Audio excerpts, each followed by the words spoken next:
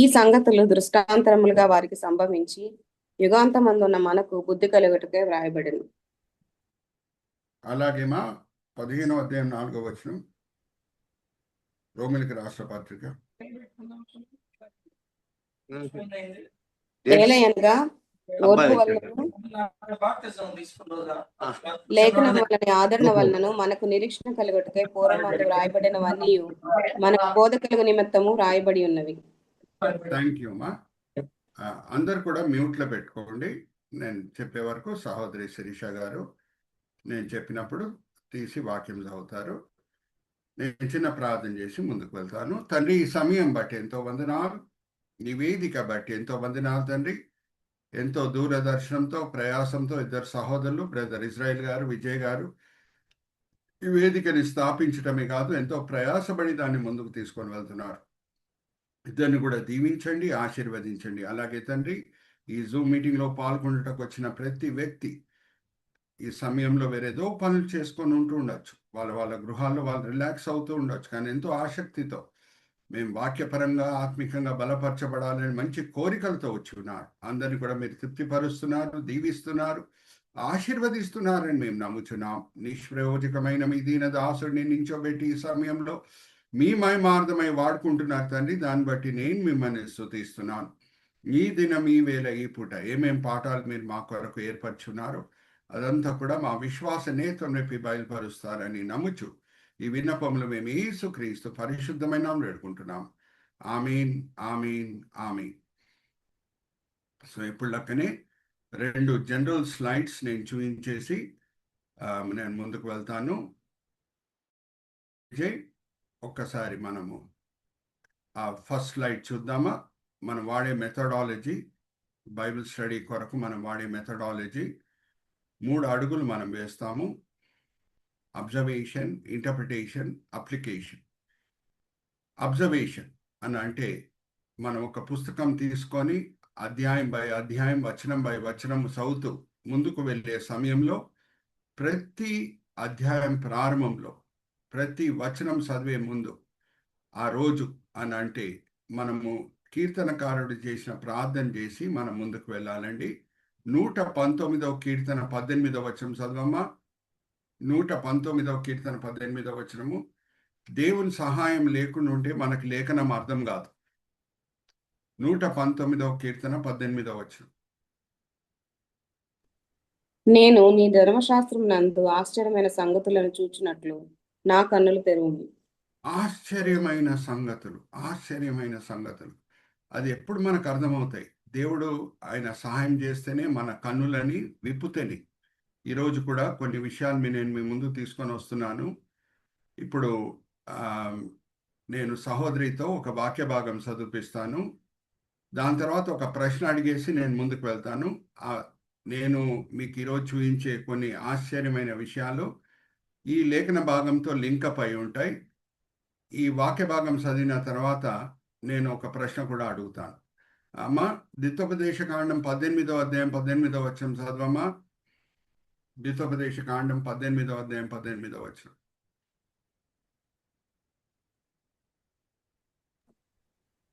వారి సహోదరుల నుండి నీ వంటి ప్రవక్తను వారి కొరకు పుట్టించదను. అతని నోట నా మాటలు నుంచుదును. నేను అతని ఆజ్ఞాపించినది యావత్తును అతడు వారితో చెప్పును. మోషే ద్వారా దేవుడు ప్రవచిస్తున్నాడు, నీలాంటి ప్రవక్త నేను పుట్టిస్తాను అని. అంటే నీలాంటి ప్రవక్త మెస్సయ్య అయి ఉంటాడు అని. ఇప్పుడు నేను ఒక ప్రశ్న అడిగి ముందుకు వెళ్తానండి. యేసుక్రీస్తు ప్రభువారి జన్మము అద్భుతమేనా? కన్యక మరియ గర్భం ధరించట అద్భుతమే కదా? ఎస్ ఆర్ నో చెప్పండి. మరి మోషే జన్మం కూడా అద్భుతమై ఉండాలి కదండి, పోలికలు ఉండాలంటే. సో మోషే జన్మము ఎలాగా అద్భుతం అనేది ఈరోజు మనం తెలుసుకుందాం. 46వ అధ్యాయం మనం ధ్యానించబోతున్నాము. దాంట్లో కొన్ని ప్రత్యేకమైన భాగములు మనం తీసుకొని ధ్యానించినప్పుడు ఆశ్చర్యమైన సంగతులు దేవుడు మనకి బయలుపరుస్తాడు. ఓకే, జస్ట్ ఇది టేస్ట్ అంతే, అపిటైజర్ మీకు చెప్తున్నాను. కానీ ఆశ్చర్యమైన సంగతులు మనము తెలుసుకుందాం. ఇంటర్ప్రిటేషన్ అని అంటే దేవుడు మనకు బయలుపరిచిన విషయాలు అర్థం చేసుకోవటమే అది ఇంటర్ప్రిటేషన్. సరిగా దాన్ని ఆ సందర్భం తగ్గట్టు అర్థం చేసుకుంటుటయే ఇంటర్ప్రిటేషన్. ఒక భక్తుడు అన్నాడు, అ text without context is a pretext అని అన్నాడు. ఉదాహరణకు నేను చెప్తున్నాను, మత్తయి సువార్త 11వ అధ్యాయం 28, 29 వచనాల్లో చాలా పరిచితమైన వాక్య భాగం ఉంది. కానీ ఏ సందర్భంలో ప్రభువారు ఆ మాటలు పలికారు అనేది మనము చూస్తే దాని అర్థం వేరే రకంగా ఉంటుంది. అది కరెక్ట్ ఇంటర్ప్రిటేషన్. భారం మోయి వార్లారా నా యొద్దకి రండి అని ప్రభువారు అన్నారు. చాలా వరకు క్రైస్తవులు ఏమనుకుంటారంటే ఈ భారము పాపంతో కూడిన భారము అని అనుకుంటారు. కానీ ఏ సందర్భంలో ప్రభువారు ఈ మాటలు పలుకుతున్నారు? 11వ అధ్యాయం ముందున్న వచనాలు మనం చూస్తే ధర్మశాస్త్రంలో 613 ఆజ్ఞలు ఉన్నాయి. అన్ని జ్ఞానంతో కూడిన ఆజ్ఞలు, చాలా మంచి ఆజ్ఞలు, యూదుల మేలు కొరకు దేవుడిచ్చిన ఆజ్ఞలు. దానికి ఈ పరిసయ్యులు, సదుకీయులు, శాస్త్రులు ఏం చేశారంటే దేవుని దగ్గర నుంచి ఏ ఆజ్ఞ పొందకుండా, దేవుని దగ్గర నుంచి ఇన్స్ట్రక్షన్ పొందకుండా వాళ్ళు 613 ఆజ్ఞలకి యాడ్ చేశారు. ఇప్పుడు నేను జస్ట్ మిమ్మల్ని అడుగుతున్నా, పుదీనాలో కూడా దశమ భాగం ఇవ్వాలని ఎక్కడన్నా ఆది కాండం నుంచి ద్వితోపదేశ కాండంలో మనకు అనిపిస్తుందా అండి? పుదీనాలో కూడా దశమ భాగం ఇవ్వాలి అని అన్మ్యూట్ చేసుకొని చెప్పండి. కనిపిస్తుందా? కనిపించదు. కనిపించదు. అలాగే వారంకి 2 సార్లు మీరు ఉపవాసం ఉండాలి అనేది 613 ఆజ్ఞలు ఎక్కడ కనిపించదు. ఇదంతా కూడా ఈ శాస్త్రులు, పరిసయ్యులు, సదుకీయులు యాడ్ చేసిన విషయం ధర్మశాస్త్రంలో. అందుకే ప్రభువారు ఏ సందర్భంలో ఈ మాటలు పలుకుతున్నారు అని అంటే పాపం అనే భారం నుంచి విడిపించటమే కాదు, వీళ్ళు లేనిపోని భారము యూదుల మీద తీసుకొని వచ్చారు ఈ శాస్త్రులు, పరిసయ్యులు, సదుకీయులు. నా దగ్గర రండి భారం మోయి వార్లారా అని ప్రభువారు అన్నప్పుడు దేన్ని ప్రభువారు దృష్టిలో పెట్టుకొని మాట్లాడుతున్నారంటే అనవసరమైన ఆజ్ఞలని వీళ్ళు తీసుకొని వచ్చి 613 ఆజ్ఞలతో కలిపారు. అటువంటి భారం నుంచి నేను మిమ్మల్ని విడిపిస్తాను అని ప్రభువారు అంటున్నారు. That is called correct interpretation. Are you all with me? అలాగే I can do all things through Christ who strengtheneth me అనే మాట మనము అనేక సార్లు ఫిలిప్పీలకు రాసిన పత్రిక 4వ అధ్యాయం 13వ వచనంలో మనం చదువుకుంటాం. నేను అన్నీ చేయగలుగుతాను యేసుక్రీస్తు ప్రభువారి మీద ఆధారం పడి అని పౌలు భక్తుడు అంటున్నాడు. ఏ సందర్భంలో ఈ మాటలు పలుకుతున్నాడు? ఆర్థిక సహాయము యూదులు ఆయనకి ఫిలిప్పీ సంఘం వాళ్ళు చేశారు, ఆర్థిక సహాయం. దానికి థ్యాంక్స్ చెప్తూ ఏమని అన్నాడంటే నేను అన్ని సందర్భాల్లో సంతృప్తి పొందటం నేర్చుకున్నాను. ఏ పరిస్థితులను ఆకలితో ఉన్నా, సమృద్ధిగా తిన్నా సరే, డబ్బులున్నా డబ్బులు లేకపోయినా సరే నేను సంతృప్తిగా జీవించటం నేర్చుకున్నాను అని ఆ ఫైనాన్షియల్ ఆస్పెక్ట్లో చెప్తున్నాడు. ఫిలిప్పీలకు రాసిన పత్రిక 4వ అధ్యాయం 13వ వచనాన్ని ఆధారం చేసుకొని I can do all things through Christ who strengthen me అని అనుకోని చార్మినార్ నుంచి దుంకటం కరెక్టా? అడుగుతున్నా మిమ్మల్ని. మీకు నవ్వు రావచ్చు. తప్పు. Because we're misinterpreting the Bible verse. So interpretation చాలా ముఖ్యం. చదవటము, దేవుని మీద ఆధారం పడి దాని అర్థం సరిగా అర్థం చేసుకోవటము, అది కరెక్ట్గా ఇంటర్ప్రిటేషన్. దాని తర్వాత నేర్చుకున్న పాఠాలని మన క్రైస్తవ జీవితంలో అమలుపరచుట, అదే అప్లికేషన్. ఓకే, సో ఎప్పుడు నేను గుర్తు చేస్తుంటాను, because there will be some new comers also మన బైబిల్ స్టడీలో. అందుకు ఈ 3 అడుగులు మనం వేస్తేనే బైబిల్ స్టడీ వెనకాలన్న మన ఉద్దేశము సాధించినట్టు అనేది నేను ఎప్పుడు గుర్తు చేస్తుంటాను. Next 360 degree perspective. Brother Vijay, let's go to the next slide. 360 degree perspective. ఈరోజు 46వ అధ్యాయంలోనే మీకు అర్థమైపోతుంది ఈ 360 degree పర్స్పెక్టివ్ ఏంటో అనేది. ఓకే, సో ఈరోజు మరి ఈ 360 degree పర్స్పెక్టివ్ వాడి కొన్ని ఆశ్చర్యమైన విషయాలు మీ ముందు నేను తీసుకొని వస్తాను. జాగ్రత్తగా వినండి. ఒక అంశం మనం తీసుకుంటే ఆ అంశంతో కూడిన వేరే వాక్య భాగంలో ఎక్కడున్నాయి, పాత నిబంధనలేని ఆర్ కొత్త నిబంధనలేని వేరే ఎక్కడున్నాయి, దాన్ని కూడా మనము దాని మీద కూడా మనం ఫోకస్ పెడితేనే ఫుల్ పిక్చర్ మనకి అర్థమవుతుంది. ఇప్పుడు ఉదాహరణకు నేను చెప్తున్నా, 46వ అధ్యాయంలో ఒక వచనంకి మనం వచ్చినప్పుడు 70 మంది యాకోబుతో బాటి ఐగుప్తుకు వచ్చారు అని ఉంటారు. ఎంతమంది? 70 మంది. అపోస్తల కార్యం 7వ అధ్యాయం 14వ వచనంలో స్టెఫెన్ ఏమంటాడంటే, ఆయన సాక్ష్యం పలికే సమయంలో 75 మంది వచ్చారు అని అంటాడు. మరి లేఖనంలో ఏమన్నా తప్పుందా? అమ్మ ఒక్కసారి తీయమ్మా శిరీష, అపోస్తల కార్యం 7వ అధ్యాయం 14వ వచనం చదువుదామా. 7వ అధ్యాయం 14వ వచనం అపోస్తల కార్యం. యోసేపు తన తండ్రి అనే యాకోబును తన స్వజనులందరినీ పిలువనంపెను. వారు 75. 75 అని ఉంది. ఈరోజు 46వ అధ్యాయానికి మనం వచ్చినప్పుడు వచనం బై వచనం మనం చదివినప్పుడు 70 మంది వచ్చారని ఉంది. మరి స్టెఫెన్ ఏమన్నా తప్పు చేశాడా? So that is called taking a 360-degree perspective. ఏ వాక్య భాగం అన్నా మనము ఫోకస్ చేసినప్పుడు దాంతో కూడింది లేఖనంలో వేరెక్కడుంది అనేది మనం చూసి సరిగా లేఖనంని అర్థం చేసుకోవటం, అదే బైబిల్ స్టడీ వెనకాలన్న ప్రాముఖ్యమైన గురి. ఇంకొకటి చాలా ముఖ్యమైనది ఏంటంటే, మన దేవుడు ఎంత గొప్ప దేవుడు అని గ్రహించి ప్రతి బైబిల్ స్టడీ తర్వాత మన హృదయాల్లో ప్రభువారి పట్ల రుణంని, ప్రేమని మనము నూతనపరచుకోవాలి. Okay, so with this in background let's go to chapter 46 brother.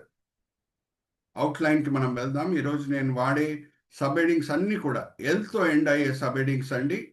మొదటిగా ట్రావెల్, తర్వాత brother point cursor brother Vijay, travel అన్ని ఎల్తో ఎండ్ అయ్యే సబ్ హెడింగ్స్.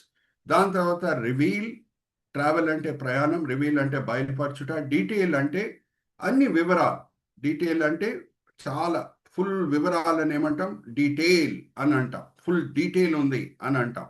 దాని తర్వాత ఫోర్టెల్, ఫోర్టెల్ అంటే ఏం జరగబోతుందో, ఏం జరగాలో అది చెప్పుట, దాన్ని ఫోర్టెల్ అని అంటారు. 29 నుంచి 30 రెవెల్. రెవెల్ అంటే మామూలు సంతోషం కాదు, వర్ణించలేని సంతోషంని ఇంగ్లీష్లో రెవెల్, హీ రెవెల్డ్ అని ఉంటుంది. రెవెల్డ్ అంటే చాలా మామూలు సంతోషం కాదు. 31 నుంచి 34 డీల్ అంటే ఇలాగా నేను యాక్ట్ చేస్తాను, ఇలాగ నేను ప్రవర్తిస్తాను, ఇలాగ నేను డీల్ చేస్తాను, ఇలాగ నేను విషయాలని తీసుకొని వస్తాను ఒక వ్యక్తి ముందు అని చెప్పటము deal. Okay, so travel, reveal, detail, foretell, revel and deal. మొదటి వచనము సహోదరి చదివి వినిపిస్తారు, అలాగే 2-4 వచనాలు. Brother Vijay, let's go to the next line. మా మొదటి వచనం చదవమ్మా.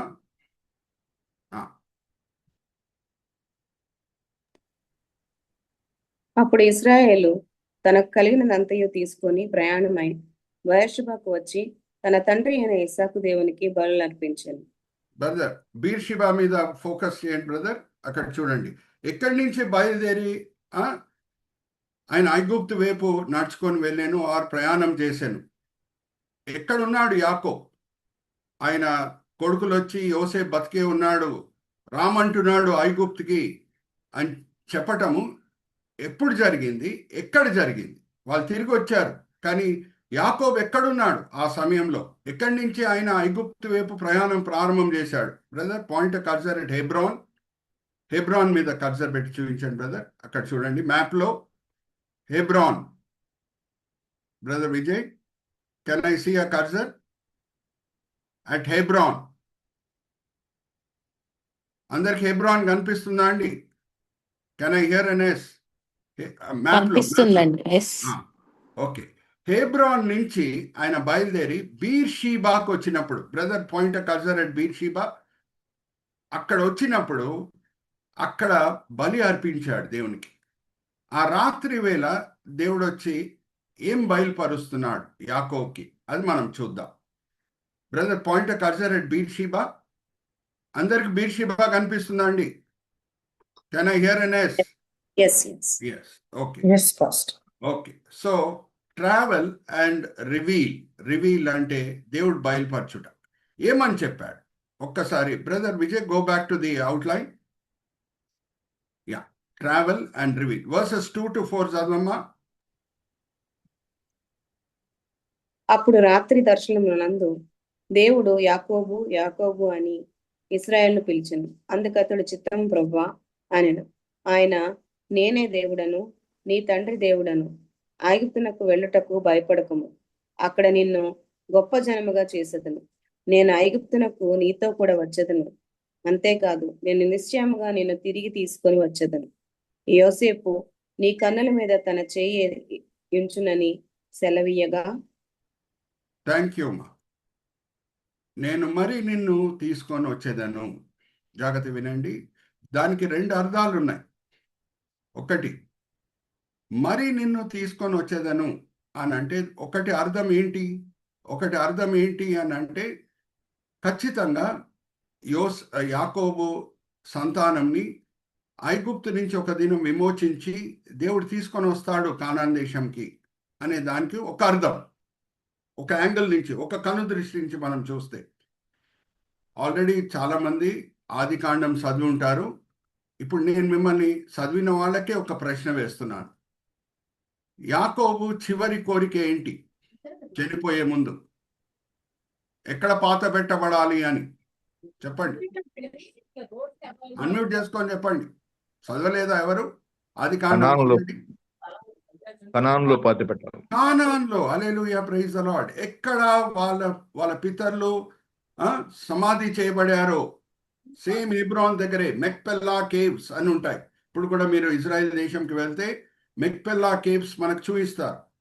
ఎవరి దగ్గర అబ్రహాము మొదట్లో కొన్నాడో అక్కడున్న కానానీల దగ్గర ఆ గుహ, ఆ కేవ్ని ఆయన కొన్నాడు. కొని అక్కడే సారాన్ని పాత పెట్టాడు, అక్కడే అబ్రహాం పాత పెట్టబడాడు. అక్కడే ఇంకా చూస్తే మనం ఈసాకు పాత పెట్టబడటం మనం చూస్తున్నాం. లియా అక్కడే పాత పెట్టబడింది. సో చివరి కోరిక కూడా యాకోబుది ఏంటంటే, నేను నా పితరులతో పాటి పాత పెట్టబడాలి అని. సో మరి తీసుకొని వస్తాను అనే దానికి అర్థం ఏంటి? రెండు కోణం నుంచి మనం చూడాలి. ఒకటి, ఎస్, ఇజ్రాయెల్ని దేవుడు ఒక దినం ఐగుప్తు దాసత్వం నుంచి విమోచించి తిరిగి కానానికి తీసుకొని వస్తాడు. అది ఒక యాంగిల్. ఇంకొకటి ఏంటంటే, చివరి కోరిక ఏంటి యాకోబుది? ఆయన చనిపోయే ముందు పితరులు ఎక్కడ, నా పితరులు ఎక్కడ సమాధి చేయబడారో అక్కడే నేను సమాధి చేయబడాలి. సో మరి మిమ్మల్ని అడుగుతున్న ఒక ప్రశ్న, యోసేపు అన్ని ఏర్పాట్లు చేశాడా లేదా యాకోబుని మరి తీసుకొని వెళ్ళి అక్కడ సమాధి చేయుటకు? ఎస్ ఆర్ నో చెప్పండి. ఎస్. మనము 49వ అధ్యాయంకి మనం వచ్చినప్పుడు చివరి వచనాలు మనం చదివినప్పుడు యోసేపు అన్ని ఏర్పాట్లు చేస్తున్నాడు. ఇప్పుడు 5 నుంచి 27 ఆయనతో పాటు ప్రయాణమై వచ్చిన పిల్లల పిల్లలు మరి చెప్తున్నా, ఆయన కొడుకుల కొడుకులు అంటే మనవాళ్ళు, అన్ని వివరాలు ఉన్నాయి. ఓకే, 5వ అధ్యాయం నుంచి 27వ వచనం. ఇప్పుడు నేను ఇంత పెద్ద వాక్య భాగం సహోదరి శిరీషాతో నేను చదివించట్లేదు. ఏ వాక్య భాగంలో మనం ఫోకస్ చేయాలో అదే నేను చదివిస్తాను. ఓకే, 5వ వచనం నుంచి 27వ వచనం. బ్రదర్ దాని మీద అయితే కర్సర్ పెట్టి చూపించండి. చాలా పెద్ద వాక్య భాగం కాబట్టి నేను మరి చెప్తున్నాను. శిరీష సహోదరితో నేను ఇదంతా కూడా చదివించట్లేదు. ఎవరెవరు తిరిగి వచ్చారు, ఎవరెవరు యాకోబుతో పాటు ప్రయాణమై ఐగుప్తుకి వచ్చారు, వాళ్ళ పేర్లు అన్నీ కూడా ఉన్నాయి. పిల్లలు ఇంకా మనవాళ్ళ పేర్లు. సో ఇక్కడ మనం చూసేది ఏంటంటే 11వ వచనంకి మనం వస్తే లేవి కుమారుల 3 పేర్లు ఉంటాయి. ఒకసారి చదవమ్మా. లేవి కుమారుల 3 పేర్లు 11వ వచనం. లేవి కుమారులైన గెర్షోను, కహతు, మెరారి. లేవి కుమారులు 3 కోహాతు, మెరారి, గెర్షోన్. ఇది జ్ఞాపకం పెట్టుకోండి. నేను అందుకే ద్వితోపదేశకాండం 18వ అధ్యాయం 18వ వచనం చదివించాను. ఇప్పుడు నేను ఒక స్లైడ్ చూపించే ముందు నేను మిమ్మల్ని అడుగుతాను ఒక ప్రశ్న. పౌలు భక్తుడు ఎవరి దగ్గర తర్బియత్ పొందాడండి? గమలీలు. Very good, right answer Daniel గారు. నా బైబిల్ స్టడీలో పద్ధతి మీకు ఆల్రెడీ ఇప్పటికే తెలిసిపోయి ఉంటుంది. మధ్యలో ప్రశ్నలు అడుగుతాను, అందరినీ కూడా ఇన్వాల్వ్ చేస్తాను. సో గమలీల్ దగ్గర తర్బియత్ పొందిన పౌలు భక్తుడికి ఇజ్రాయెల్ చరిత్ర మనకంటే బాగా తెలుసు కదా, అవునా కాదా? మరి అడుగుతున్నాను, తెలిసేనా? ఓకే. ఎందుకంటే చాలా మంది క్రైస్తవులు చేసే ఒక పొరపాటు ఏంటంటే, ఇజ్రాయేలీలు 430 సంవత్సరాలు ఉన్నారండి ఐగుప్తులో అని అంటారు. కాదు.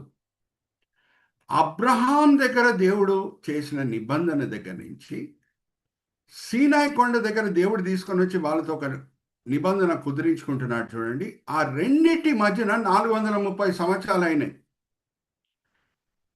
ఇజ్రాయేలీలు 400 సంవత్సరాలు ఐగుప్తులు లేరు. ఇప్పుడు దాంతో కూడిన స్లైడ్ నేను మీకు చూపించి ఒక ఆశ్చర్యమైన విషయం మీ ముందు తీసుకొని వస్తాను. Brother Vijay, let's go to the next slide. Next slide brother Vijay. Next slide. Next slide. ఇక్కడ చూడండి, గలితీలికి రాసిన పత్రిక 3వ అధ్యాయం 16, 17. సహోదరి శిరీష చదివినిపిస్తారు. పౌలు భక్తుడు రాసిన మాటలు. గలితీలికి రాసిన పత్రిక 3వ అధ్యాయం 16, 17 చదవమ్మా.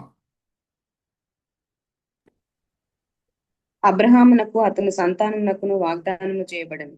ఆయన అనేకులను గూర్చి అన్నట్టు నీ సంతానమునకును అని చెప్పక, ఒకని గూర్చి అన్నట్టే నీ సంతానమునకు అనెను.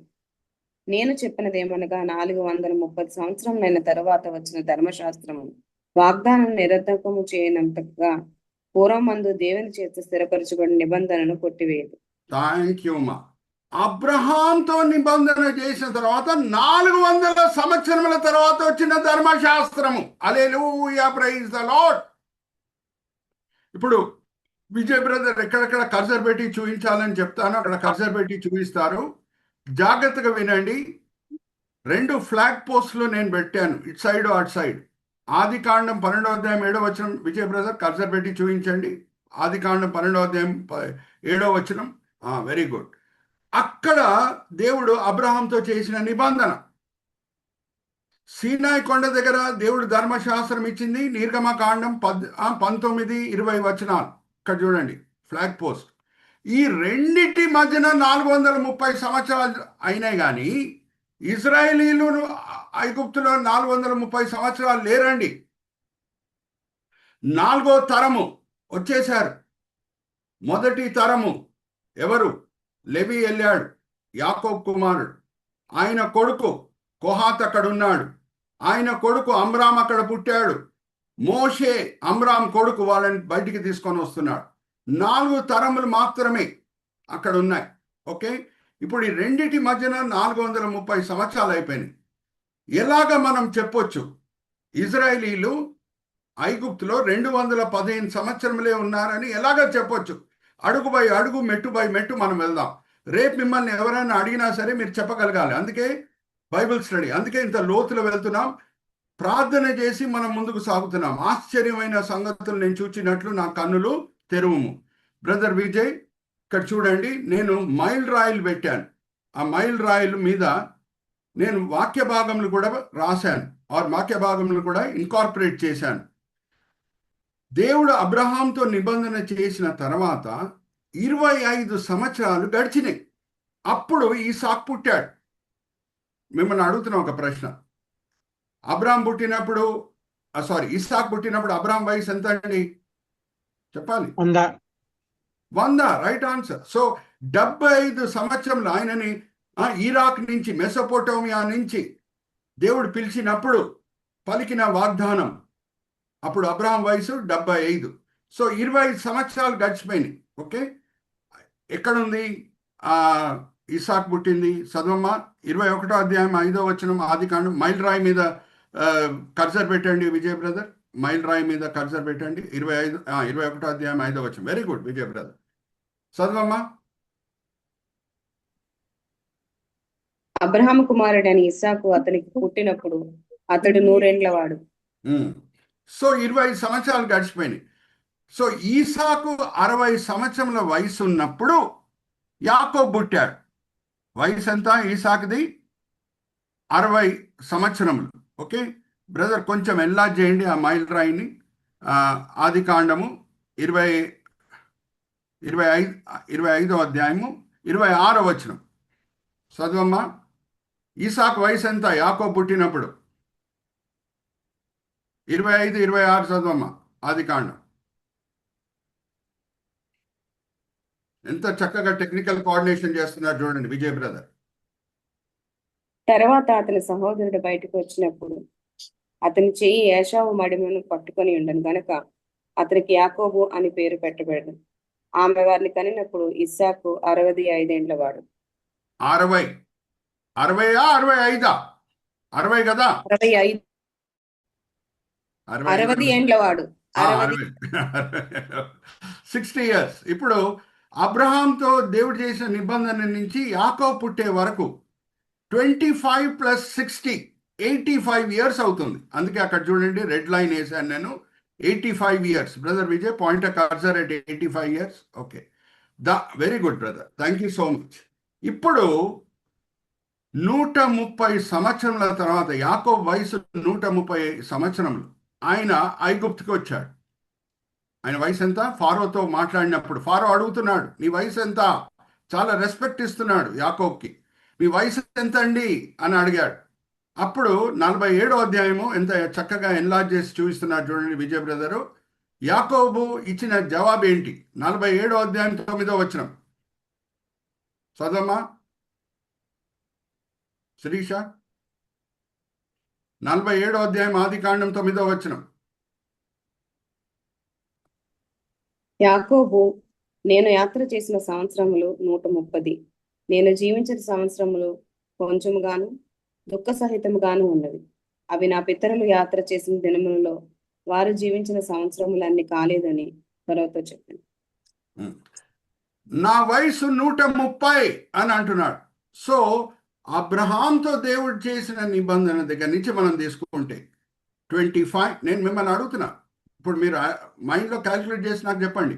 25 + 60 + 130 ఎన్ని ఇయర్స్ అయినాయి? 215. డానియల్ గారు రైట్ ఆన్సర్. ఇప్పుడు 430 ఇయర్స్ నుంచి ఎప్పుడు ఆ యాకోబు ఐగుప్తుకు వచ్చాడో అప్పుడే ఇజ్రాయేలీలు ఐగుప్తుకు వచ్చినట్టు. యోసేపు వచ్చినప్పుడు కాదు. అంతకీ యోసేపు వచ్చి కూడా అయి ఉంటే ఒక 13 సంవత్సరాలు అయి ఉంటుంది. ఓకే, సో జాగ్రత్త వినండి, చాలా ముఖ్యమైన పాయింట్.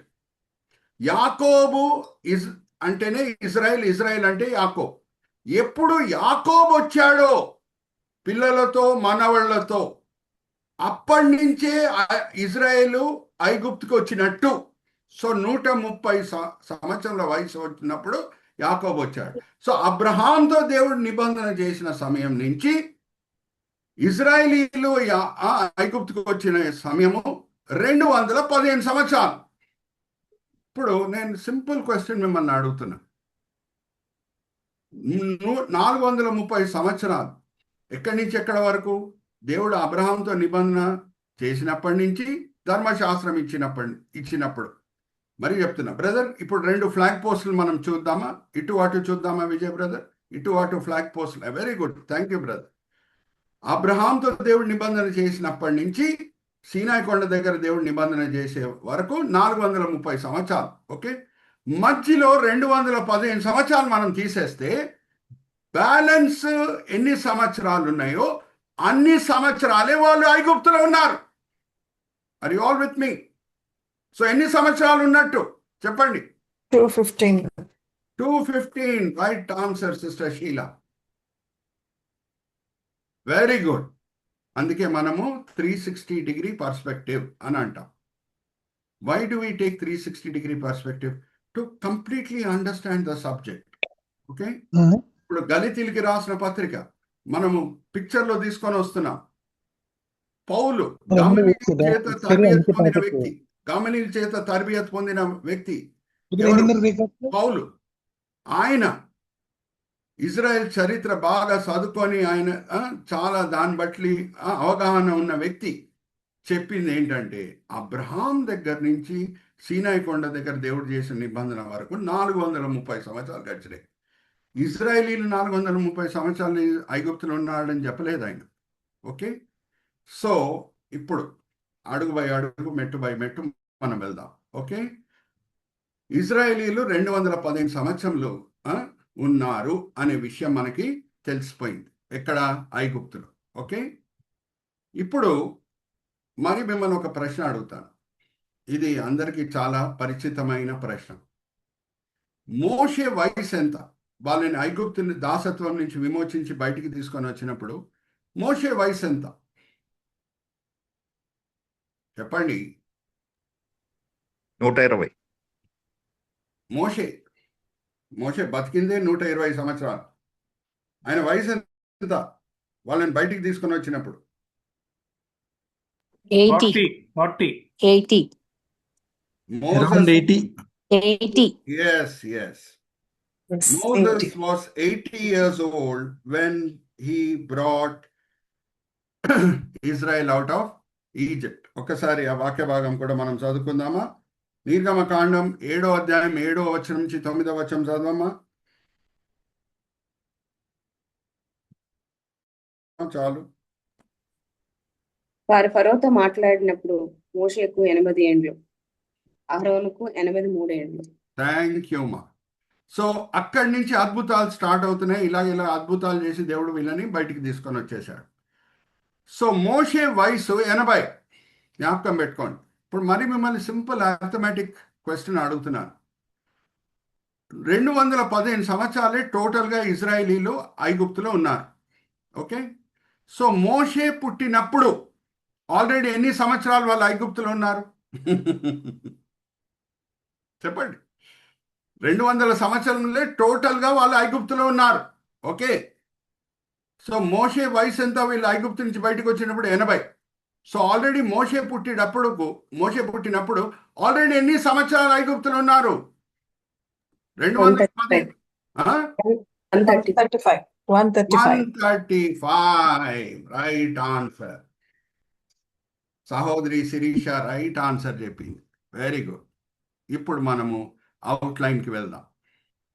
అవుట్లైన్ బ్రదర్, ప్రీవియస్ స్లైడ్స్కి మనం వెళ్దాం. అవుట్లైన్కి వెళ్దాం.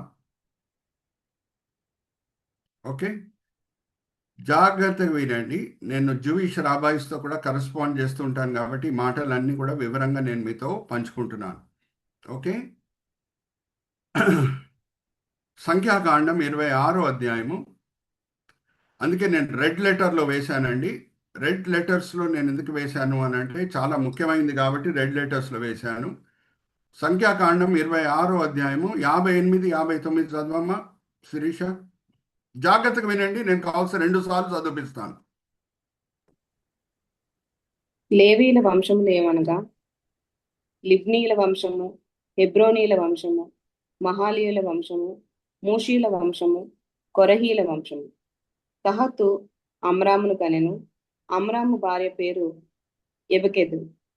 ఆమె లేవి కుమార్తె. ఐగుప్తులో ఆమె లేవికి పుట్టెను.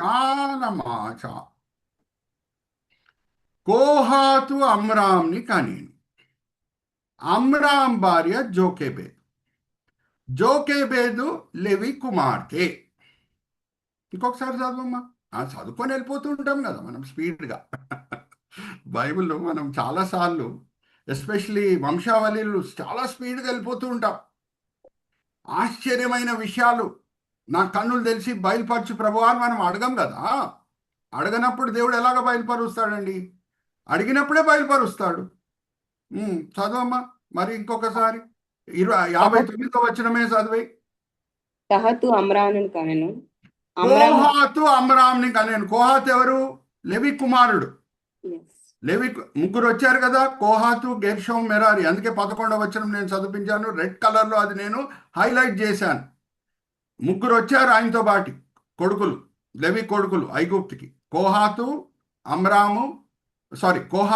మెరారి, గెర్షోం. ఓకే, కోహాతు కుమారుడు అమ్రామ్. నెక్స్ట్ చదవమ్మా. అమ్రాము భార్య పేరు యెకోబెదు. ఆమె లేవి కుమార్తె. ఆమె లేవి కుమార్తె. అంటే లేవికి కూతురు పుట్టింది ఐగుప్తుకి వచ్చిన తర్వాత. లేవికి అప్పటి వరకు కుమార్తె పుట్టింది. ఆమె పేరు ఇంగ్లీష్లో జోకెబెత్. నేను ఇంగ్లీష్ వాడుతున్నానండి. జోకెబెత్. ఓకే, జాగ్రత్త వినండి. ఎప్పుడు పుట్టింది? మనం మరి జూయిష్ బైబిల్ కామెంటరీస్ అవుతే with in 1 year of arrival in Egypt అని మనకి జూయిష్ బైబిల్ కామెంటరీస్ 3 ఉంటాయండి. మిద్రాష్, టార్గమ్, టాల్మడ్. ఓకే, మిద్రాష్, టార్గమ్, టాల్మడ్ ఈ 3 ఉంటాయి. ఎప్పుడు పుట్టింది జోకెబెద్ లెవీకి కుమార్తె? క్లియర్గా ఉంది కదా, లెవీ కుమార్తె జోకెబెద్ అని. ఎప్పుడు పుట్టింది అనగానే ఒక సంవత్సరం ఐగుప్తుకి వచ్చిన తర్వాత లెవీకి జోకెబెద్ పుట్టింది. జోకెబెద్ కుమార్తె సారీ లెవీ కుమార్తె జోకెబెద్. అమ్రామ్ వచ్చి లెవీ మనవుడు. లెవీ మనవుడు. Okay, aunty. జోకెబెద్ ఎవరు? యాంటీ అమ్రామ్కి. అడుగు బై అడుగు, మెట్టు బై మెట్టు వెళ్దాం. ఓకే, విత్ ఇన్ ఆల్రెడీ మీరు నాకు చెప్పారండి ఒక మాట. ఏమని చెప్పారు? ఆల్రెడీ ఇజ్రాయేలీలు 135 సంవత్సరములు ఉన్నారు మోషే పుట్టినప్పుడు అని అన్నారు. కరెక్ట్గా చెప్పారు. ఇజ్రాయేలీలు ఆల్రెడీ ఎన్ని సంవత్సరములు ఉన్నారు ఐగుప్తులో మోషే పుట్టినప్పుడు? 135 సంవత్సరములు అని కరెక్ట్గా చెప్పారు. 215 - 80 135 అని కరెక్ట్గా చెప్పారు. ఇప్పుడు జోకెబెదు ఒక సంవత్సరం తర్వాత, ఐగుప్తులో ఇజ్రాయేలీలు ఒక సంవత్సరం తర్వాత పుట్టింది అని అంటే అప్పటికే ఆమె వయసు ఎంత మోషే పుట్టినప్పుడు? చెప్పాలి. 1 year అయింది ఐగుప్తుకు వచ్చి. 81. కాదు, ఆల్రెడీ ఇజ్రాయేలీలు 135 సంవత్సరములు ఉన్నారండి ఐగుప్తులో మోషే 134. పుట్టినప్పుడు. 134. చెప్పండి. 134. 134. 134. హల్లెలూయా, ప్రైజ్ ద లార్డ్. ఎక్కడ ఉన్నారు? హల్లెలూయా, ప్రైజ్ ద లార్డ్ చెప్పండి. యేసుక్రీస్తు ప్రభు వారి జన్మం అద్భుతం అంటే మోషే జన్మం కూడా అద్భుతం. అరే సారమ్మ 90వ సంవత్సరం ఈసాకుని అంటేనే హల్లెలూయా, ప్రైజ్ ద లార్డ్ అద్భుతం అని చెప్తాము. జోకెబెదు వయసు 134 సంవత్సరాలు. హల్లెలూయా, ప్రైజ్ ద లార్డ్. ఎక్కడున్నారు? హల్లెలూయా చెప్పండి, నాకు వినిపించాలి. Can I hear an hallelujah? Hallelujah. గట్టిగా. Hallelujah. Hallelujah. Hallelujah. Hallelujah. Are you understanding? ఎందుకండి నేను ఈ వివరాలన్నీ తీసుకొని వస్తున్నాను? ఎందుకంటే మనము 46వ అధ్యాయంలో లెవి 3 కుమారులతో పాటు వచ్చాడు అనే విషయం చూసాం కాబట్టి రిలేటెడ్ సబ్జెక్ట్ని మనం టచ్ చేసాం. మరి జోకెబెద్ ఎప్పుడు పుట్టింది? మరి జూయిష్ బైబిల్ కామెంటరీస్ మనం చూస్తే ఒక సంవత్సరంలో పుట్టింది. సో ఆమె వయసు ఎంత మోషే పుట్టినప్పుడు? 134. అద్భుతం. హల్లెలూయా, ప్రైజ్ ద లార్డ్. అరే 90వ సంవత్సరము సారమ్మ ఈసాకుని కంటే ఓ ఎంత పెద్ద అద్భుతం అని అంటుంటాం మనం. మరి 134 సంవత్సరాల వయసు ఉన్నప్పుడు జోకెబెదు గర్భం ధరించి మోషేని కంటే అది ఇంకా ఎంత గొప్ప అద్భుతమై ఉండాలి. Hallelujah, praise the Lord. Awesome, you all God. Understanding? Yeah. Amazing, is it not? అయితే జాగ్రత్తగా వినండి. అడుగు బై అడుగు, మెట్టు బై మెట్టు మనం వెళ్తున్నామా? మరి ఇంకొక పోలిక కూడా ఉండాలి కదా. యేసుక్రీస్తు ప్రభు వారికి మోషేకి జన్మం మాత్రమే కాదు. అడుగుతున్నా మిమ్మల్ని, అన్మ్యూట్ చేసుకొని జవాబు ఇవ్వండి. యోసేపు మరియాని పెళ్లి చేసుకో అని దేవుడు చెప్పే వరకు యోసేపు ముందుకు వచ్చాడా లేదా? ఆరు పెళ్లి చేసుకోవాలని కోరుకున్నాడా లేదా? దేవుడు చెప్పే వరకు చెప్పండి. యోసేపు వ్యక్తిగతంగా నేను మరియాని పెళ్లి చేసుకుంటాను, ఆమె గర్భవతి అయింది అని తెలుసుకున్న తర్వాత కూడా నాకేం ప్రాబ్లం లేదు, నేను వచ్చి పెళ్లి చేసుకుంటానని పెళ్లి చేసుకున్నాడా? దేవుడు చెప్పినప్పుడు యోసేపు ముందుకు వచ్చి మరియాని అంగీకరించాడా? దేవుడు చెప్పినప్పుడు. దేవుడు చెప్పినప్పుడు. అమ్రామ్ ఆంటీని పెళ్లి చేసుకుంటాడా అండి దేవుడు చెప్పకుండా ఉంటే? అడుగుతున్నా మిమ్మల్ని. దేవుడు చెప్పకుండా ఉంటే అమ్రాము ఆయన ఆంటీ జోకెబెద్ని పెళ్లి చేసుకుంటాడా? పెళ్లి చేసుకోడు. అద్భుతం జరగాలి కదా. ఆమెలో శారీరక మార్పులు దేవుడు తీసుకొని వచ్చాడు.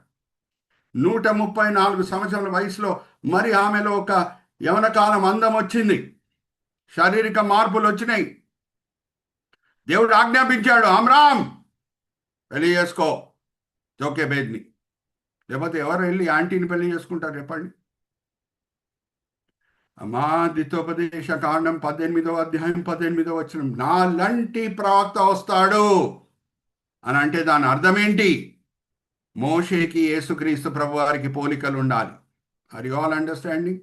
యేసుక్రీస్తు ప్రభువారి జన్మం అద్భుతము అని అంటే మోషే జన్మం కూడా అద్భుతం.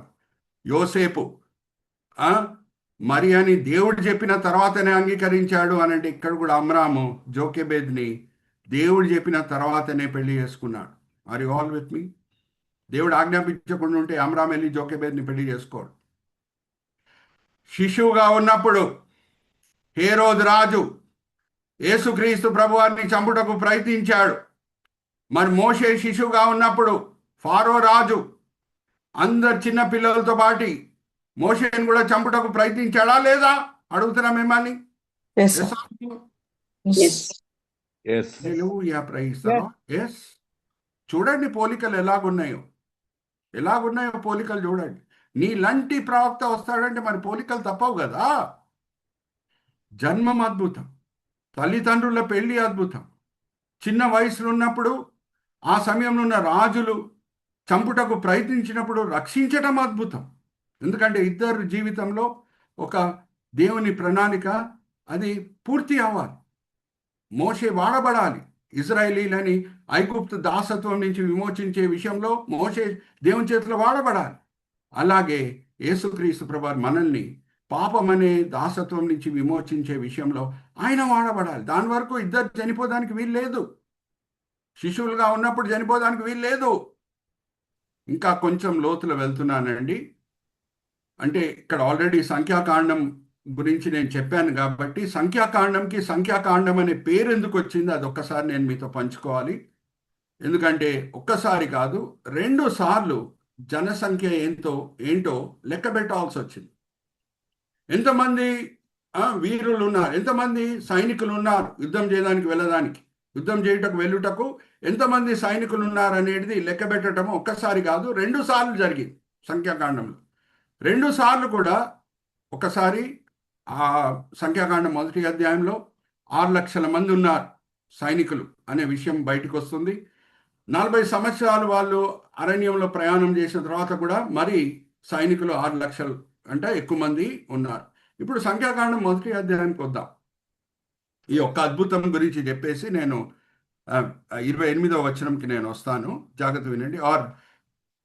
అపోస్తలుల కార్యం 7వ అధ్యాయం 14వ వచనం అది మీ ముందు తీసుకొని వస్తాను. ఈ ఒక్క అద్భుతం చాలా మందికి క్రైస్తవులకు తెలియదు, ఎందుకంటే అది జూయిష్ బైబిల్ కామెంటరీస్లో చదివితేనే మనకి అర్థమవుతుంది. సంఖ్యాకాండం 1వ అధ్యాయంలో సైనికులే 6 లక్షల మంది కంటే ఎక్కువ మంది ఉన్నారు. సైనికులే, ఇంకా వృద్ధుల సంగతి ఇడిచిపెట్టండి, చిన్నపిల్లల సంగతి ఇడిచిపెట్టండి, సైనికులే 6 లక్షల మంది ఉన్నారు. ఓకే, మోషే పుట్టినప్పటి నుంచి 80 సంవత్సరాలు అయిపోయింది. దేవుడు మోషే చిన్న బాలుడుగా ఉన్నప్పుడు రక్షించాడు. 80 సంవత్సరాలు అయిపోయిన తర్వాత పురుషుల సంఖ్య సైనికుల సంఖ్య 6 లక్షల కంటే ఎక్కువ ఉంది. ఫారో ఇచ్చిన ఆజ్ఞ ఏంటి? శిష్యులని మీరు నైల్ నదిలో వేసేయండి. శిష్యులని, చిన్న గర్ల్ చిల్డ్రన్ని కాదు, పాపలని కాదు, శిష్యులని వేయండి. ఇప్పుడు మోషేనైతే దేవుడు అద్భుత రీతిగా కాపాడాడండి. మరి వేరే శిష్యులు ఎలాగా రక్షింపబడారు? 6 లక్షలు ఎలాగైంది సంఖ్య? హల్లెలూయా, ప్రైజ్ ది లార్డ్. ఆశ్చర్యమైన సంగతులు నేను చూచినట్లు నా కన్నులు విప్పుము అనే ప్రార్థన చేసుకొని మనం లేఖనం చదవాలి. అరే, మోషేనైతే అద్భుత రీతిగా కాపాడాడండి, మరి వేరే శిష్యులందరూ కూడా నైల్ నదిలో వేయబడారు కదా. మరి 6 లక్షల సంఖ్య ఎలాగొచ్చింది? అంతమంది ఎలాగున్నారు? సైనికులు అందరు చనిపోయి ఉండాలి కదా శిష్యులు అయి ఉన్నప్పుడే. మేల్ పాపులేషన్ తగ్గిపోవాలి కదా యూదులది. మరి మేల్ పాపులేషన్ మనం తీసుకుంటే విడిగా సైనికుల సంఖ్యనే 6 లక్షల లెక్క ఎక్కువ ఉంది. మరి ఏమైంది? అడుగు బై అడుగు, మెట్టు బై మెట్టు మనం వెళ్దాం. ఎవరొచ్చారు స్నానం చేయటకు చెప్పండి? నైల్ నది దగ్గర మోషేని శిష్యుగా పెట్టినప్పుడు ఎవరొచ్చారు? ఫరో ఫరో కూతురు. కూతురు. రాజకుమార్తె వచ్చింది. ఇప్పుడు మనం యూదుల కనుదృష్టి నుంచి చూస్తున్నాం. జూయిష్ బైబిల్ కామెంటరీస్ మనం చదువుతున్నాం. ఆమె అమాయకుడైన ఆ శిష్యుడిని చూసింది. అమాయకుడు, చాలా అందంగా ఉన్నాడు. ఎత్తుకుంది, దత్తం తీసుకోవాలనుకుంది, అడాప్ట్ చేయాలని కోరుకుంది. తీసుకొని వెళ్ళింది రాజభవనం లోపల. ఎవరు కనిపించారు? వాళ్ళ నాన్నగారు ఫారో. భయంకరమైన ఆజ్ఞ పాస్ చేసిన వ్యక్తి, భయంకరమైన చట్టం తీసుకొని వచ్చిన వ్యక్తి. శిష్యులను అందరినీ కూడా, యూదుల శిష్యులందరినీ కూడా నైల్ నదిలో పారవేసేయండి అని చెప్పిన వ్యక్తి రాజభవనంలో కనిపించాడు. తీసుకొని వెళ్ళింది ఈ శిష్యుని ఆయన ముందు. ఇంకా ఏడవటం స్టార్ట్ చేసింది.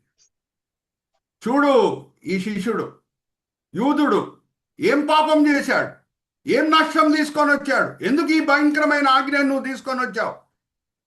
ఈ అమాయకుడు, ఈ శిశుని నేను రక్షించకుండా ఉంటే నైల్ నదిలో ఏదో ఒక ముసలి వచ్చి, ఏదో ఒక క్రొకడైల్ వచ్చి మింగేసేది. ఈ కాలంలో కూడా జాగ్రత్త వినండి, నైల్ నదిలో ఎన్నో క్రొకడైల్స్ ఉన్నాయి. నేను ఐగుప్తు దేశం కూడా వెళ్ళొచ్చాను కాబట్టి అధికారంతో మాట్లాడవచ్చు. బోట్ రైడ్ చేసేటప్పుడు చేతులని మీరు నీళ్ళలో పెట్టకండి అని గైడ్ చెప్తాడు. ఎందుకంటే ఈ కాలంలో, ఆధునిక కాలంలోనే క్రొకడైల్స్ ఉన్నాయి నైల్ నదిలో. సో మోసే కాలంలో ఎన్ని ఉంటాయో మీరు ఆలోచించండి. ఏదో ఒక క్రొకడైల్ వచ్చి తినేసేది. ఎందుకు ఈ భయంకరమైన ఆజ్ఞను తీసుకొని వచ్చావు, తీసివేసేయ్ అని బతిమలాడింది. ఫారో రాజు ఆ భయంకరమైన ఆజ్ఞని అబాలిష్ చేశాడు, తీసేశాడు. అందుకు మరి యూదుల జనసంఖ్య పెరిగింది. మోషే శిశువుగా ఉన్నప్పుడే ఒక రక్షకుడుగా వాడబడ్డాడు. హల్లెలూయా, ప్రైజ్ ద లార్డ్. హల్లెలూయా వినొచ్చా నేను? Hallelujah. Hallelujah. Are you understanding? హల్లెలూయా. అరే మోషేకే తెలియదంటే ఆయన రక్షకుడుగా వాడబడుతున్నాడని. శిశువుగా ఉన్నప్పుడు ఆయన మెయిన్ పని ఏంటి? దేని బట్టి జన్మించాడు మోషే? ఇజ్రాయేలీలని ఐగుప్తు దాసత్వం నుంచి విమోచించుటకు. ఎస్, వయసు వచ్చినప్పుడు 80వ సంవత్సరం వయసు కలిగి ఉన్నప్పుడు ఆయనకు తెలుసు ఆయన ఏం చేస్తున్నాడు. కానీ శిశువుగా ఉన్నప్పుడు ఆయనకి ఏం జరుగుతుందో ఏం తెలియదు. కానీ ఆ సమయంలోనే దేవుడు మోషేని రక్షకుడుగా వాడాడు. Are you all with me? Are you all understanding? అందుకే 360 పర్స్పెక్టివ్ మనం తీసుకోవాలి.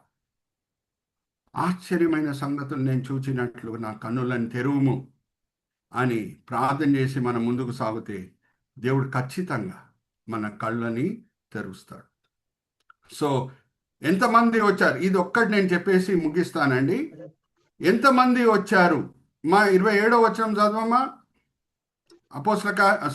ఆదికాండం 46వ అధ్యాయం 27వ వచనం. యాకోబుతో పాటు ఎంతమంది వచ్చారు ఐగుప్తుకి? ఐగుప్తునకు వచ్చిన యాకోబు కుటుంబపు వారందరూ 70 మంది. 70. ఓకే, ఇప్పుడు అపోస్తల కార్యం 7వ అధ్యాయం 14వ వచనం చదవమ్మా. స్టెఫెన్ను సాక్ష్యం ఇస్తున్నాడు. సో సాక్ష్యం ఇచ్చే సమయంలో ఏమని రాయబడి ఉన్నది? చదవమ్మా, 7వ అధ్యాయం 14వ వచనం, అపోస్తల కార్యం. శిరీష. యోసేపు తన తండ్రి అయిన యాకోబును తన స్వజనులందరినీ పిలువనంపెను. వారు 75. అయ్యో, ఇదేంటి? ఇక్కడ 70 అని ఉంది, అక్కడ 75 అని ఉంది. ఏమన్నా పొరపాట? జాగ్రత్త వినండి. అడుగు బై అడుగు, మెట్టు బై మెట్టు మనం వెళ్దాం. ఎప్పుడు నిర్గమకాండం రాయబడిందో మోషే చేత హీబ్రీ భాషలో రాయబడింది. ఏ భాషలో రాయబడింది? హీబ్రీ భాషలో. ఎప్పుడు గ్రీక్ రాజ్యం లోకమంతా కూడా పరిపాలన ప్రారంభం చేసిందో, ఓకే, గ్రీక్ రాజ్యం లోకంనంతా కూడా పరిపాలన చేయటం స్టార్ట్ చేసిందో, అప్పుడు టాలమీ I అనే ఒక రాజు, గ్రీక్ రాజు. జాగ్రత్త వినండి. కొంచెంమంది మీరు, నేను రెవల్యూషన్ బైబిల్ స్టడీ చేసినప్పుడు కూడా ఉన్నారు. దానియేలు గ్రంథం 7వ అధ్యాయంలో మనం చూస్తే గ్రీక్ రాజ్యం ఎలాగా సూచింపబడుతుందంటే, సముద్రం నుంచి వచ్చే ఒక చీత, దానికి 4 తలలు ఉన్నాయి. ఎన్ని తలలు ఉన్నాయి? 4 తలలు. చీత అంటే చాలా స్పీడ్గా పరిగెత్తే వ్యక్తి, స్పీడ్గా పరిగెత్తే జంతు. సో అలెగ్జాండర్ ద గ్రేట్ ఎంత స్పీడ్గా లోకంని స్వాధీనపరుచుకున్నాడో ఆ చీత అది సూచిస్తుంది. ఓకే, మరి దానికి ఎందుకు 4 తలలు? ఎందుకంటే అలెగ్జాండర్ ద గ్రేట్ చనిపోయిన తర్వాత ఆయన రాజ్యము 4 సేనాధిపతుల మధ్యన విభాగించబడింది. దాంట్లో ఒక వ్యక్తి పేరు టాలమీ 1, పి సైలెంట్. ఓకే, ఆయన ఐగుప్తు కి రాజు అయి ఉన్నాడు ఆ కాలంలో. ఓకే, ఐగుప్తు, ఇజ్రాయెల్ అన్నిటికీ కూడా, ఆ ప్రాంతం అన్నిటికీ కూడా ఆయన రాజు అయి ఉన్నాడు. సో ఆయనకి ధర్మశాస్త్రం చాలా నచ్చింది. చాలా నచ్చినప్పుడు ఎన్నో జ్ఞానంతో కూడిన ఆజ్ఞలు దాంట్లో ఉన్నాయనేది ఆయన గ్రహించాడు. గ్రహించి, నా రాజ్యంలో చాలామందికి హీబ్రీ భాష రాదు, నేను గ్రీక్ భాషలో దాన్ని తర్జుమా చేస్తాను, ట్రాన్స్లేట్ చేస్తాను అని 70 మంది గ్రీక్స్ జూయిష్ స్కాలర్స్, 70 మంది వాళ్ళని సెలెక్ట్ చేసి, మీరు గ్రీక్ భాషలో దీన్ని ట్రాన్స్లేట్ చేయండి అని అన్నాడు. ఏ భాషలో? గ్రీక్ భాషలో. సో నా రాజ్యంలో ఉన్న అందరు కూడా ధర్మశాస్త్రం చదవాలి, దానివల్ల మేలు పొందాలి. ఇప్పుడు హీబ్రీ భాషలో ఉంటే వాళ్ళకి అర్థం అవ్వట్లేదు, గ్రీక్ భాష చాలా మందికి తెలుసు కాబట్టి గ్రీక్ భాషలో మీరు తర్జుమా చేయండి, ట్రాన్స్లేట్ చేయండి అని అన్నాడు. ఎంతమంది స్కాలర్స్ని ఎన్నుకున్నాడు? 70 మంది. వాళ్ళు ఎంతో చక్కగా ప్రయాసపడి ట్రాన్స్లేట్ చేశారు. జస్ట్ మాట లోపల మాట ఒకటి చెప్తున్నాను, ఒకసారి టెస్ట్ చేశాడు, వీళ్ళు కరెక్ట్గా ట్రాన్స్లేట్ చేస్తున్నారా అని. ఎందుకంటే ఒక దినంలో జరిగే పని కాదు, ఒక దినం ఒక పోర్షనే ఇచ్చాడు, ఇచ్చి ట్రాన్స్లేట్ చేయండి అని వాళ్ళకి చెప్పి, వాళ్ళందరూ 70 టెంట్స్లో కూర్చొని ఉన్నారు. అందరు ఒకే చోటలో లేరు, 70 టెంట్స్లో కూర్చొని ఉన్నారు. 70 జూయిష్ స్కాలర్స్ అందరి దగ్గర వెళ్ళి కరెక్ట్గా ట్రాన్స్లేట్ చేశారంటే వాళ్ళు వర్డ్ బై వర్డ్ టాలీ అయింది. అంటే దేవుని సహాయం ఉంది ట్రాన్స్లేషన్లో. హల్లెలూయా, ప్రైజ్ ది లార్డ్. అది నేను చెప్తున్నాను. అయితే అక్కడ గ్రీక్ ట్రాన్స్లేషన్ చేసినప్పుడు యాకోబుతో పాటు వచ్చిన వాళ్ళ పేర్లే కాదు, ఇఫ్రాయిము కొడుకులు, మనాషే కొడుకులు అంటే యాకోబు మనవళ్ళు, మనవరాలు, వాళ్ళ పేర్లు కూడా రాయబడింది. వాళ్ళ సంఖ్య కూడా తీసుకొని రాశారు జూయిష్ స్కాలర్స్ గ్రీక్ ట్రాన్స్లేషన్ చేసినప్పుడు. నేను మిమ్మల్ని అడుగుతున్నా ఇప్పుడు ఒక ప్రశ్న. కొత్త నిబంధన వచ్చినప్పుడు, యేసుక్రీస్తు ప్రభువారు పరిచర్య చేసేటప్పుడు, అపోస్తులు పరిచర్య చేసేటప్పుడు అందరు కూడా ఏ భాష ఎక్కువగా వాడేవారు? చెప్పండి, అన్మ్యూట్ చేసుకోండి. కొత్త నిబంధనమే ఏ భాషలో రాయబడింది? గ్రీక్. Right answer. ఇప్పుడు అంతా, ఎందుకంటే ప్రపంచం అంతా కూడా అందరు గ్రీక్ భాష మాట్లాడుతున్నారు. సో స్టెఫెన్ కూడా, ఇప్పుడు రాసుకోండి మీరు కావాల్స్తే, ఆ గ్రీక్ లాంగ్వేజ్లో ట్రాన్స్లేట్ అయిన హీబ్రీ బైబిల్ని సెప్ట్ జాయింట్ అని అంటారు. ఏమంటారు? సెప్ట్ జాయింట్. ఎక్కడ సెప్టా అనే వర్డ్ వస్తుందో అక్కడ 7 అనేది మీకు గుర్తు రావాలి. ఎందుకంటే 70 జూయిష్ స్కాలర్స్ కూర్చొని దాన్ని ట్రాన్స్లేట్ చేశారు కాబట్టి దానికి ఇవ్వబడిన పేరు ఏంటంటే, గ్రీక్ భాషలో ఉన్న పాత నిబంధనకి ఇవ్వబడిన పేరు ఏంటంటే సెప్ట్ జాయింట్. సెప్ట్ జాయింట్. Okay brother Vijay, if it is possible just show that word also, సెప్ట్ జాయింట్ అనే వర్డ్ ఒకసారి విజయ్ బ్రదర్ వీలైతే చూపిస్తారు.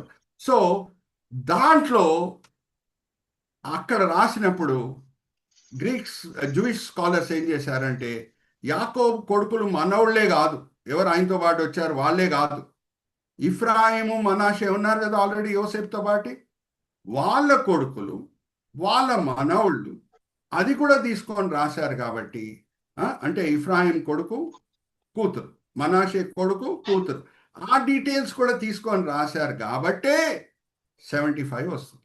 Are you all with me? So రేపు ఎవరైనా మిమ్మల్ని అడిగితే, ఇదేంటి ఇక్కడ 70 ఉంది, ఇక్కడ 75 ఉంది, ఎందుకు స్టెఫెన్ 75 అన్నాడు అని మిమ్మల్ని ఎవరైనా అడిగితే మీరు జవాబు ఇచ్చే స్థాయిలో ఉండాలి. ఎందుకంటే మీరు అందరు కూడా alert and awake Bible study students. Okay, మనం అందరం కూడా దేవుని చేత ఒక కుటుంబంగా జతపరచబడాము. ఎన్నో వారాలుగా కలిసిమెలిసి ప్రయాణం చేస్తున్నాము, లేఖనంలో ఉన్న అనేక విషయాలు తెలుసుకుంటున్నాము, దేవుణ్ణి స్తుతిస్తున్నాము, దేవుని పట్ల మన హృదయాల్లో రుణంని, ప్రేమని కూడా మనము నూతన పరుచుకుంటున్నాం. Are you all with me? So జ్ఞాపకం పెట్టుకోండి. చూడండి, సెప్ జాయింట్. బ్రదర్ అందరు ఎక్కడున్నారో ఒక్కసారి విజయ్ బ్రదర్ కొరకు తప్పట్లు కొట్టండి. కరెక్ట్గా చూడండి, ఎంత చక్కగా. నేను తప్పట్లు వినొచ్చా? హల్లెలూయాలు వినొచ్చా? ఎంత చక్కగా సెప్ జాయింట్ అనేది బైబిల్ వెంటనే చూపిస్తున్నారు. చూడండి, సెప్ జాయింట్ బైబిల్. ఇది వచ్చి గ్రీక్ భాష నుంచి మరి ఇంగ్లీష్లో ట్రాన్స్లేట్ అయింది. కానీ ఆ సెప్ జాయింట్ అనే పేరు ఎలాగొచ్చింది మీకు తెలియజేయాలి నేను. అందుకే స్టెఫెన్ ఏమంటున్నాడంటే 75 మంది ఐగుప్తులు ఉన్నారు అని చెప్పాడు. కానీ మనకి ఆది కాండంలో చూస్తే 70. సో ఈ మిస్ మ్యాచ్ ఎలా ఉంది, ఈ మిస్ మ్యాచ్ని ఎలాగ మనం టాలీ చేయాలనేది మనము చూసుకున్నాం. ఓకే, ఇక్కడ నేను ముగిస్తున్నాను. చిన్న ప్రార్థన చేసి నేను ముందుకు వెళ్తాను. దాని తర్వాత ఫ్లోర్ బ్రదర్ ఇజ్రాయెల్ గారికి అప్పచెప్తాను. సో ఆశ్చర్యమైన సంగతులు దేవుడు మనకి ఈరోజు బయలుపరిచాడు. మోషేకి యేసుక్రీస్తు ప్రభువారికి ఎన్నో విషయాల్లో పోలికలు మనకి కనిపిస్తున్నాయి. ఎందుకంటే ప్రవచించిందే ఏంటి? మోషే. నా లాంటి ప్రవక్త వస్తాడంటే మరి పోలికలు ఉండకుండా బట్టి ఎంతో వందనాలు, ఈ వేదిక బట్టి ఎంతో వందనాలు. ఎంతో ప్రయాసపడి ఇద్దరు, ఇజ్రాయెల్ బ్రదరు, విజయ్ బ్రదరు, ఈ వేదికని స్థాపించడమే కాదు తండ్రి, ఎంతో ప్రయాసపడి దాన్ని ముందుకు తీసుకొని వెళ్తున్నారు. ఇద్దరు సహోదరులని దీవించండి, ఆశీర్వదించండి. అలాగే తండ్రి 17 మంది ఈరోజు బైబిల్ స్టడీలో పాల్గొనడానికి వచ్చి ఉన్నారు. ఈ సాయంత్రం వేళ వాళ్ళ గృహాల్లో వాళ్ళు రిలాక్స్ అవుతూ ఉండొచ్చు, కానీ ఎంతో ఆసక్తితో మేము బైబిల్ స్టడీలో పాల్గొవాలి, ఆత్మీకంగా వాక్యపరంగా బలపరచబడాలి, ఆశ్చర్యమైన సంగతులు మేము గ్రహించాలి, గొప్ప దేవుడిని మేము పూజించాలి, ఆయన పట్ల మా రుణంని నూతనపరచుకోవాలని మంచి ఉద్దేశాలతో వచ్చి ఉన్నారు. అందరిని కూడా మీరు తృప్తిపరచున్నారని మేము నమ్ముచున్నాం. నిష్ప్రయోజకమైన మీ దీనదాసుడు, శారీరకంగా ఎన్నో బలహీనలు కలిగిన వ్యక్తిని మీ మహిమార్థమై వాడుకున్నారు తండ్రి. దాన్ని బట్టి నేను మిమ్మల్ని స్తుతిస్తున్నాను. ఈ దినం, ఈ వేళ, ఈ పూట ఏమేం పాఠాలు మీరు మాకు నేర్పించున్నారు, మేము వినే వాళ్ళగానే కాకుండా సరిదిద్దండి. అలాగే ఏమేమి ఆశ్చర్య విషయాలు మేము తెలుసుకుంటున్నాము, దాంతో కూడిన వీడియోస్ అన్నీ కూడా మేము సర్క్యులేట్ చేసేటట్లు కూడా మమ్మల్ని ప్రోత్సహించండి. ఈ విన్నపములు మేము యేసుక్రీస్తు పరిశుద్ధమైన నామములో వేడుకుంటున్నాం. ఆమేన్, ఆమేన్.